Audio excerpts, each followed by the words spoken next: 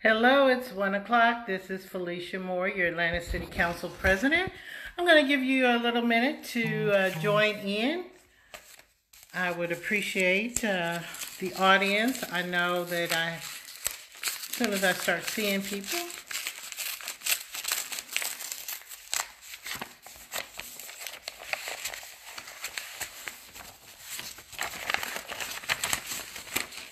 I see one. Hello.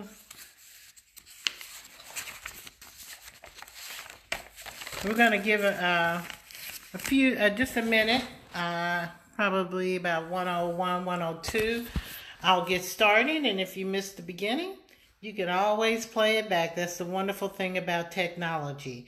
So I know we're sharing this. Hello there, Mr. Akins. I hope you're doing well and your family's well. I know there's a lot of people that we're trying to get. We're going to share this on my timeline as well. Usually when we do videos, we only do them from this page because it's exclusive content. But in light of the fact that we're in a whole new situation right now, we want to make sure that we spread this widely, should I say, and wisely. So I want to give everybody a time to get on. Okay, you're already starting with the questions, so it is 101. I know that people are getting the notifications. If you have any trouble hearing me or anything, let me know. I found in a little area in my house where I can do this, and I am holding it. We are teleworking at City Hall, so I have been working at home, and some of us have said that, you know, teleworking in this environment is just very busy. It's even sometimes busier than being physically at the location. But we wanted to take time in our office. As you know, we always want to be a resource.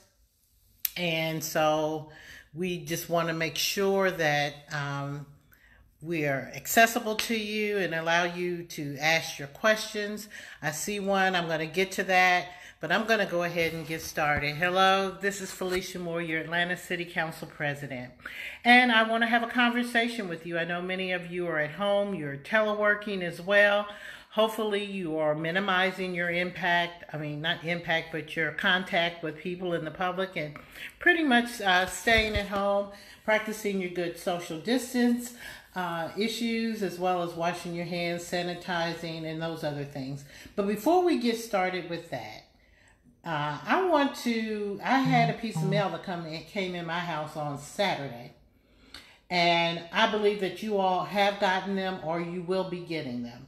So I want to start this conversation with something that is extremely important and fits in line with everything that I'm sure that we'll be discussing. And I got this in the mail. Make sure I don't show it, okay? I got this in the mail, my census information. And the reason why I'm bringing this up is we are inundated with information about COVID-19, contravirus, all that. And we're going to talk about that, and that's very important. But I want to bring out the importance of the piece of mail that you received, that we don't lose that in the rush of all of what we're doing. Because these are the situations where, had you filled this out 10 years ago, when they start from the federal government and from the state government giving funds to cities, counties, and other governmental agencies to be able to deal with crises like this, a lot of times their formula is based on population. The income of the population may be a basis. All of the things that they ask you questions about on your census form is extremely important. So I hadn't opened it because I said I was going to wait to open this with you. And so this is an invitation to respond, and it gives you the options that you can use. The first option, and you have to do this by April 1st. So in the midst of all this, unless you hear otherwise on the news, take time and do this, and you're at home and you're on your technology, it won't hurt. Because the first option is you go to mycensus.gov, and then there's a questionnaire there that you can do online. All this is in your information they're mailing you. Or option 2, you can complete the form, which is, I believe, in this envelope. And there is an envelope where you can return the questionnaire. If you don't want to go online, you want to do it the old school, I don't want to show you all my personal information, but the old school way. You can fill out the form, put it in the envelope, and put it in the mail. All this has to be done by April 1st, so don't get swept up and caught up in what's going on and forget this census. It's extremely important. These situations that we're going through right now stress the importance because we're going to need help. Nobody knows how long this will last. We don't know all of the fiscal impacts that it will have. But if we are in the position where we have counted our people, we know their incomes, their race, their gender, those basic things where they may use as criteria on how funding is to be distributed, Atlanta will be doing well based on those who did this 10 years ago. But, you know, we need to do this for every day because your government needs help. And why is that important? Because if we can get federal funds, state funds, and other funds to help augment some of the services that we have as a city, then we don't have to raise taxes. We don't have to try to raise that money from you.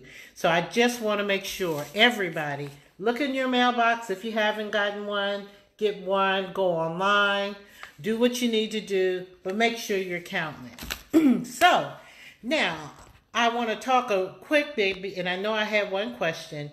Will Atlanta be following New Jersey in a mandatory no travel 8 p.m. to 5 a.m.? So what I know, and I'm a news junkie unfortunately, is that we're expecting more word from the federal government. They may give us more guidelines as to when things should be open or when things should be closed. That's what I'm expecting. And I'll say this, on the city side, I think that they're all taking cues from each other. They're high-level conversations. So I don't have any privy to that information. We will wait and see. My personal opinion is, as time goes on, we're going to see more and more restrictions. Why? Because the importance is, whether you believe this is a real thing or not, there are people getting sick. There are people who are carrying who do not know. Testing needs to be done and made available. And so when we get that information, we certainly will share it with you. So make sure you're following this page, Felicia A. Moore, Atlanta City Council President. And so there are several people who don't know that they have it. So one of the things I like to do when facing an issue is to look and see what the precedent is.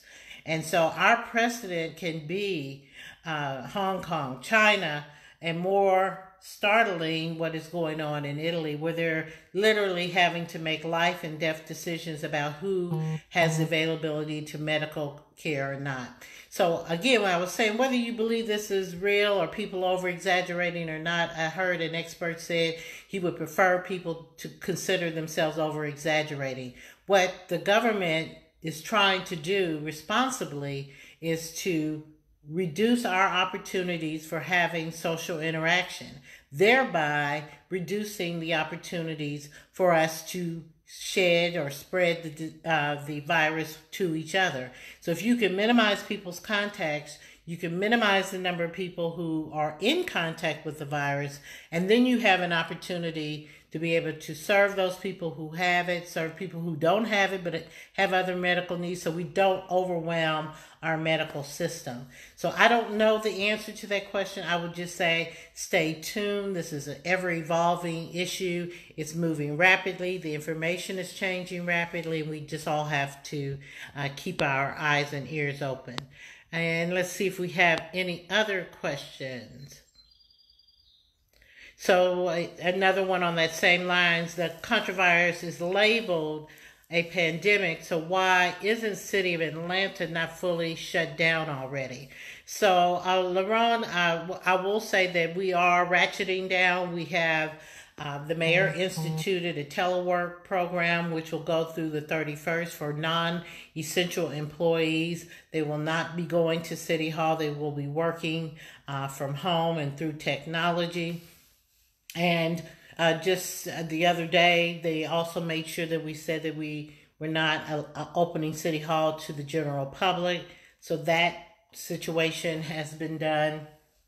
And so we're ratcheting down. Now, we can't 100% shut down because we do have essential employees, your police, your fire, public works, watershed. These people have to be out there and make sure our water's flowing, our sewers are flowing, there's public safety. So there are people who, other than that even, that have to be in place and work in an emergency situation. The mayor did declare a state of emergency in the city of Atlanta, and so we're operating under that as such. So I believe, as I said earlier, as time goes on, you will see more and more things shut down.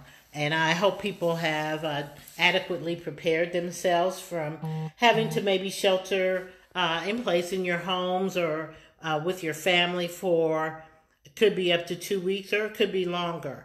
Of course, not hoarding and not going crazy at the grocery store.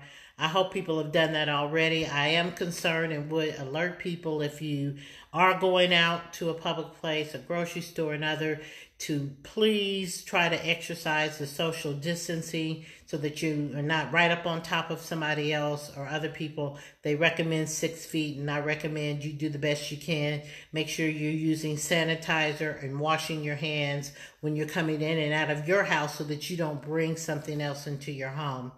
So why our elected officials don't have a drawn-out plan that is being presented to the residents in the city of Atlanta, Georgia. So, Laurent, I'm here today to talk about part of that plan, the plan that we are instituting for the city council. And my staff will be posting information as we go along and helping me out so that you can have it.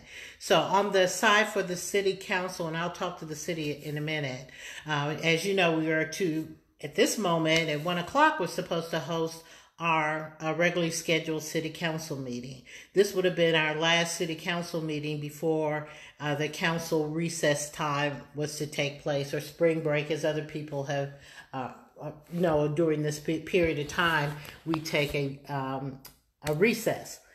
So what we have done is, prior to this, last Thursday, the council had its first mock city council meeting remotely. Your council is being proactive and being prepared, and we had already tested out what happens if we have to not come to City Hall and still conduct the city's business. We had that meeting, we found some technical issues, and we've been able to resolve those issues. We're hopeful tomorrow will be when we were going to do our second test meeting, but that meeting is now going to be a real meeting. It's going to be the meeting that would have been held today. And so we are hopeful that we have addressed most, if not all, of the technical issues, and we'll be able to operate. The differences in this meeting and the others: one, is going to be remote, and so we have to limit our capabilities to make sure that we can have a successful meeting. We will not be having proclamations, which is typically at our council meeting, and we will have public input, but we do not have the technology yet figured out on how the public can actually speak during the meeting. Because the public, you can listen, that information will be posted. It's on my page. You can call into a number and you can listen to us. So what we will be doing is voting. Well, the council members will be voting on the electronic screen that you're used to seeing. At the same time, they will be on the phone. So we will have a phone bridge where we can all talk together. And then there's another phone number for the public and the media where you can listen and hear the deliberations. You can send your comments to the council. Council members will be given those prior to the meeting. Also, we will acknowledge that we received Sally Sue's, John Doe's comments. We will acknowledge the comments. They will be placed in the official records of the meeting and in the minutes. But because we do not have that capability at this point, we're not going to be stretching to that point. And then secondly, we are now operating under an emergency situation. So everything has changed. So we have issued a state of an emergency in the city of Atlanta, but there's also been a state of emergency issued in the state of Georgia. And because of that, we are operating under state law. State law requires, if we have a remote meeting, to have access from the public, which we will have, but it does not require comment. But because your Atlanta City Council wants to be sure that you have the opportunity to express your opinions, we have added, over and above what the state law requires, we have added a public comment way that you can access. Okay, so let me see. I think I skipped. I need to put on my glasses here. So I'm sure I'm reading these right.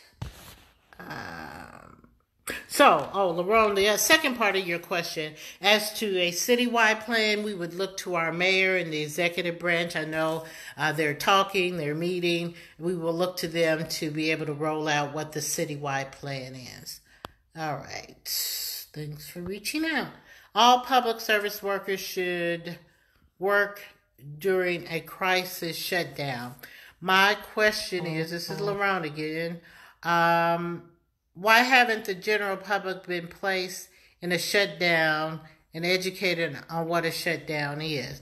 Well, first of all, we haven't officially done a shutdown. We are announcing, as I said earlier, the City Hall is shut down. The buildings and facilities of the city, they're not open to the public. They're only going to be open to those employees that have to work. And we're only asking that essential employees come in. And you see where the information for the next meeting has been posted. What is contact is to be found, comment during the public meeting. Terry, if you look at the comment right before you, hopefully that has it. And Ms. Murray just put that in. So the question is, are there any other questions? I do want to go back and stress, even though it seems off topic, I just wanted to make sure that people didn't miss this. Census 2020, it should be in your mailbox. Please make sure you fill this out and you send it in. Also, we're going to post some information on my page. You should have seen information as it relates to voting tomorrow, that it has been postponed until the 19th of May. And keep your eyes and ears open in the media about how that will be conducted. As you also may know, the CDC has not required, but recommended, gatherings of 50 or less. Some people are saying 50 is still too many. So how the election superintendent for Fulton and DeKalb counties, particularly for the city of Atlanta, are going to roll that out so that we can ensure the social distancing while at the same time making sure people can go to the polls.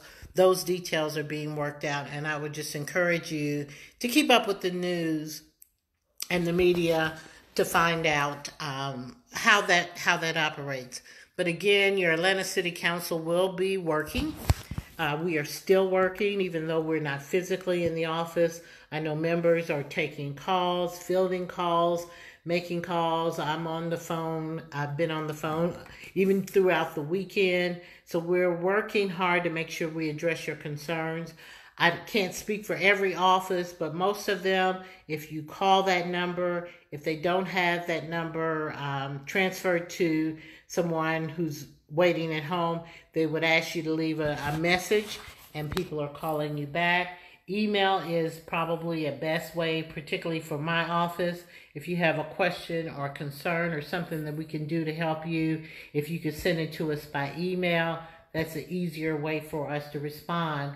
So I just say thank God for technology, because of technology, it's given us the opportunity to do a remote meeting, which would be unprecedented. The first time that City Council has ever done that.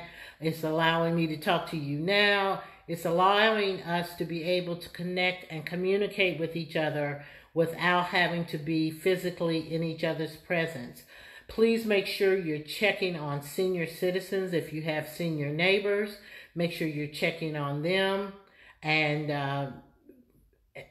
making sure you're not getting too close with them, because we want to make sure that those who are the most vulnerable population are not the ones that you bring controvirus to, and they don't know that. So Terry Ross says the MPU and Civic arranging remote meeting capabilities. Can the city help with that? Teleconference acts, etc. So I did see an email, and I'm just going to talk about what I remember in that email. That is up to the MPUs to decide if they want to do a teleconference type meeting. However, because we are in a state of emergency and everything has pretty much slowed down, those zoning issues and zoning cases that you have to work on, if you are not having a meeting or have not been able to figure out how to have a meeting, those cases will just have to wait until things get back to some semblance of normalcy. Again, if you remember me just saying that the CDC has recommended that you don't meet in groups of 50 or more.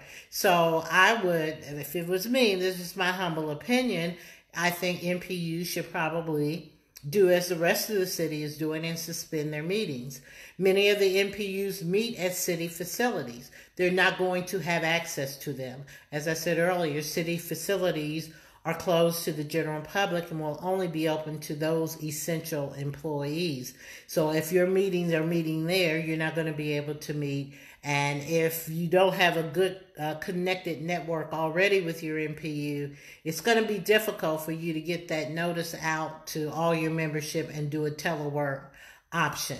So I just wanted to put that out there as well. So the MPUs will have to make those decisions, but understand if you do not vote on zoning, liquor license, and those kind of things, understand that that whole process is at a pause anyway, because they cannot hold ZRB and BZA and License Review Board meetings at the city anyway.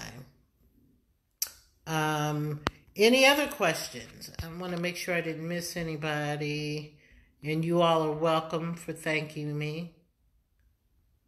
And I think my staff has chimed in to give you all in writing specific questions that you may have. You got me for a few more minutes. If you have any questions, let's see. Hold on. LeBron, let me put my glasses on. Oh, Jerry Harris. Somebody's calling me on the other phone. I'll have to call them back. Okay. What if the city is in a current... What if the city in its current situation is further compromised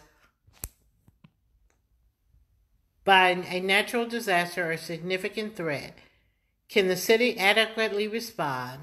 Is it beyond the design basis of the current business continuity plan? So some of these questions, particularly more as it relates to city operations and that kind of thing, would have to be addressed by the executive branch. They have a continuity plan, and I'm sure that they're in full throttle in executing it. On the legislative side of the House, again, I said we had been proactive, seeing this coming down the pipe, practicing a remote meeting, and that practice has helped us to be prepared to take our second practice day and actually execute it. So from your city council side, we have worked teleworking, making sure we're still responding to constituent concerns via email or phone. And we also have a remote meeting set up so we can conduct the meeting business of the city. Fortunately, what is going on is that this will be the last meeting before our recess. So this is going to take us quite well through the month of April, unless there's an emergency situation and we have to meet sooner. And if so, because we have already tested this out, we will be ready.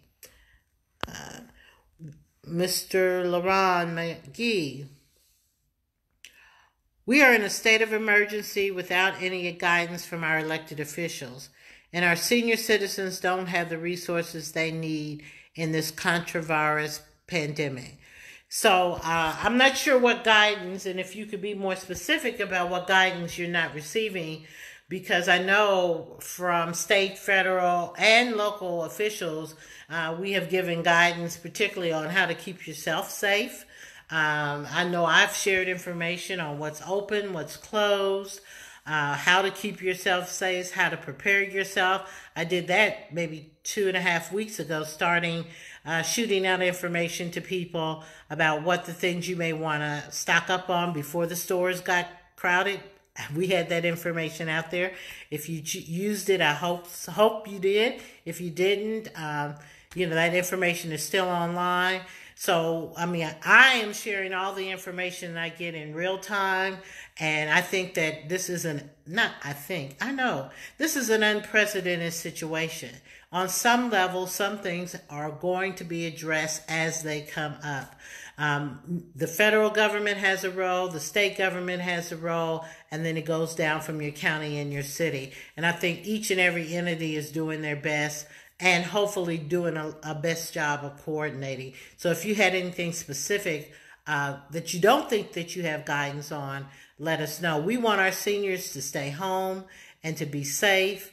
We want to make sure people who are around our seniors are washing their hands, keeping their distance, because we don't want them who have the most compromised systems to contract COVID-19. And so we need to be vigilant about that. So if you had any specifics, LaRon, let me know. Okay. Let's see. All right. I'll give LaRon a minute, and I'll give you another minute. And if we don't have any other pressing questions, we'll end this in about at 1:30. And as time permits or situations permit, again, if you will like my page, Felicia A. Moore, Atlanta City Council President, I will certainly make sure to come back again and try to keep you informed and answer your questions. Would you address the corruption trial for Mitzi Bickers set to begin next month? All I can say is if you follow me, you have known or have seen our city court, the state courts, and others are having to suspend some of their court trials. I believe the head state judicial judge has asked that they go on that. So that is another situation. You have a lot of people who are waiting trial, etc., that they're going to have to try to figure out how to do it through video conferencing and others so that they can keep the judicial system going. But a lot of cases are being delayed because the courts are not meeting.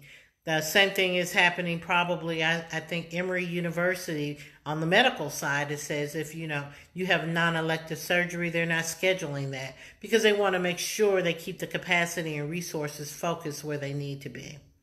So as far as Ms. Bickers' trial, you just have to keep watching the news to see. That's in April, I believe. So we've got a little ways to go to see if that court still meets or if they push that date back. Okay, LaRon, you're asking me for guidance for a pandemic shutdown. And all I can say for that is to make sure you're prepared. Make sure you have food. Make sure you have water. Make sure you have your medications. If you haven't, call in and have them mail them to you or go to your pharmacy and get your medication so that you won't run out of any medications. Go to the CDC website. I'll ask someone to post that for you. They have a long list of things that you need to do to prepare for a pandemic.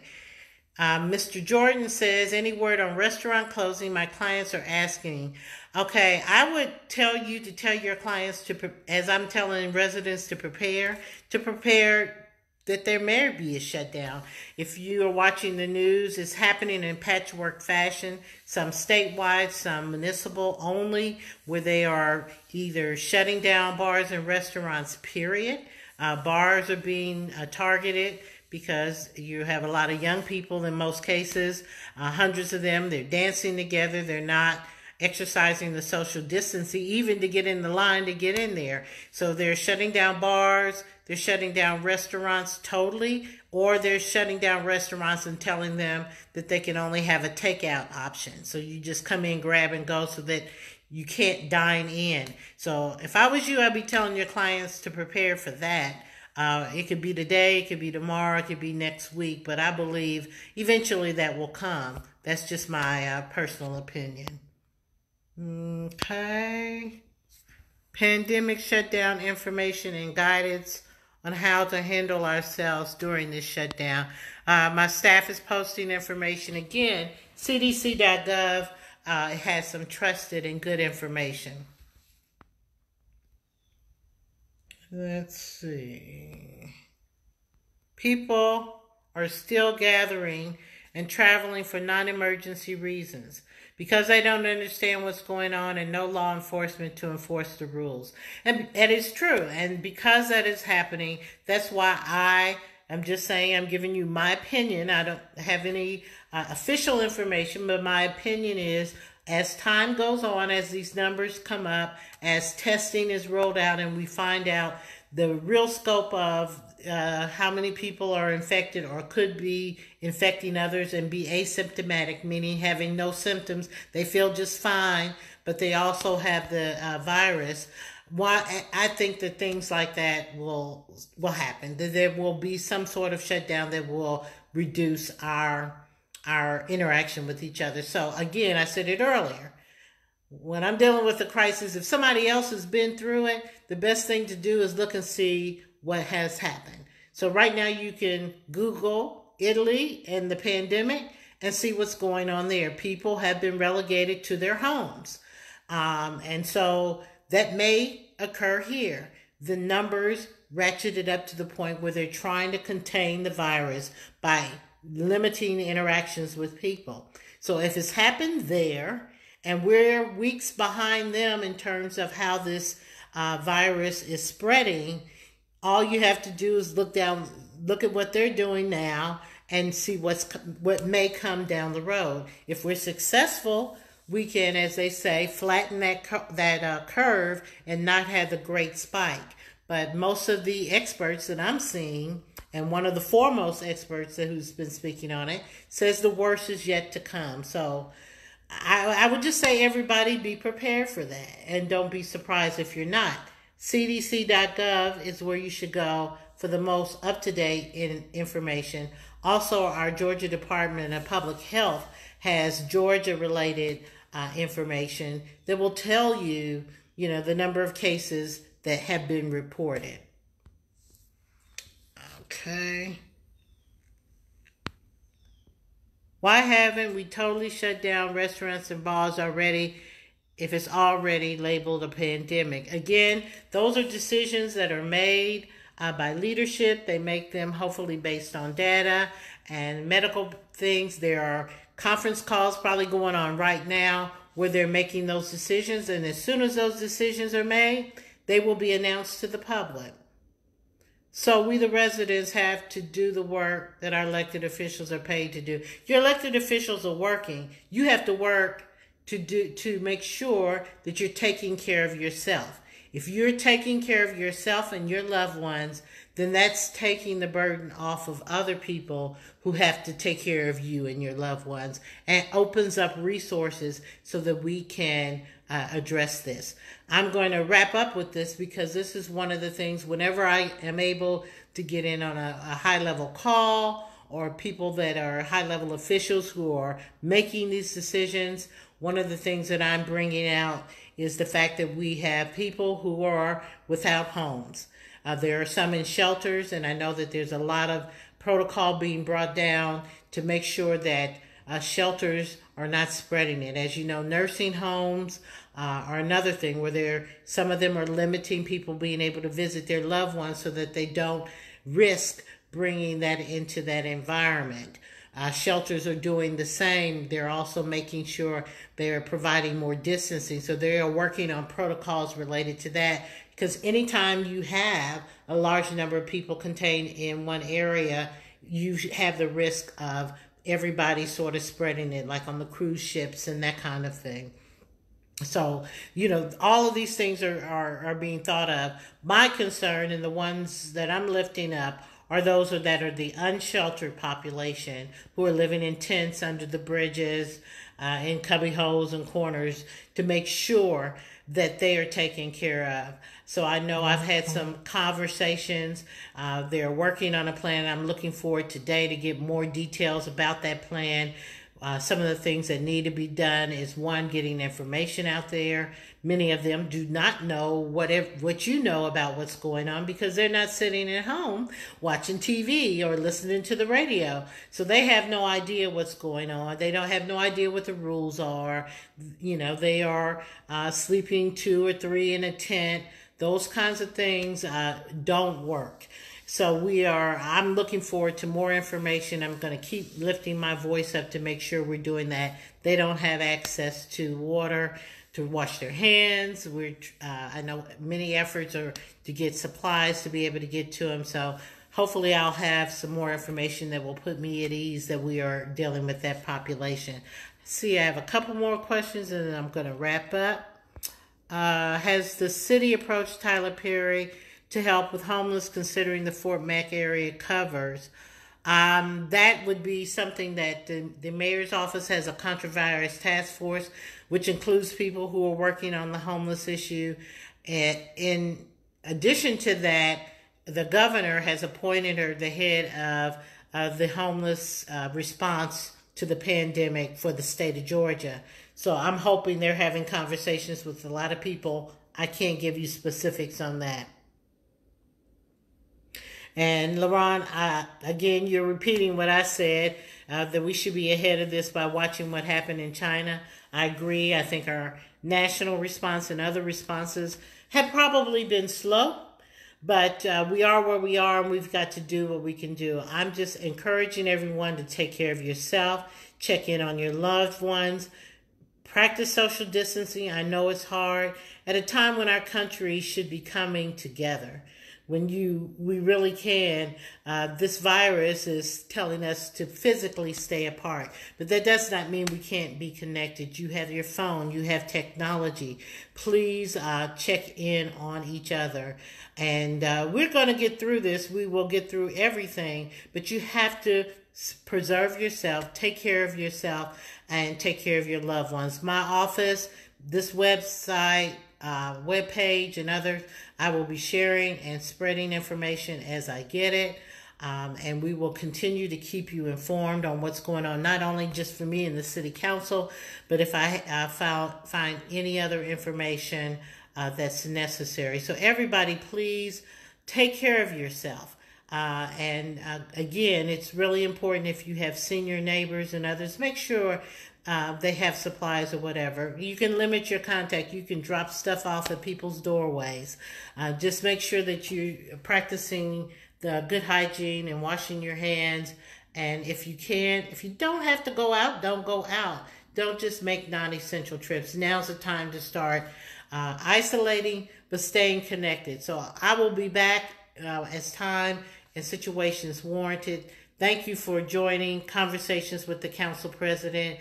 Be safe, follow the advice, keep up with what's going on in the news, take care of yourself, and also make sure you check on your neighbors. Thank you.